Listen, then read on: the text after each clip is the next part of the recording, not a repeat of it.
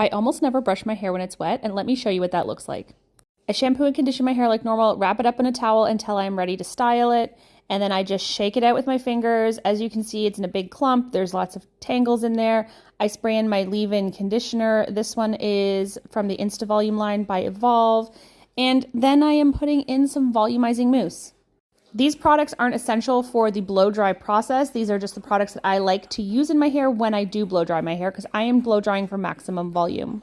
The one product I would recommend, however, is a leave-in conditioner on top of your regular conditioner. It is just going to help with the detangling process. And even for really fine hair like mine, it is an awesome product when you want your hair to be super conditioned and those tangles to fall out easily. I flip my head upside down and I blow dry. As you can see in some of these clips and the previous clips, that when I encounter a tangle, instead of raking my fingers through and pulling it down, I get my fingers into the tangle and I separate the tangle by pulling it apart. Not down, because that will tie the tangle tighter. I slide it apart. So any tangles I come to, that's what I do. Once I've done the rough dry, I will run a wet brush through the hair really quickly. The hair is very, very, very slightly damp at that point, and there's almost no tangles left. Then I go in with my styling brush and I style my hair.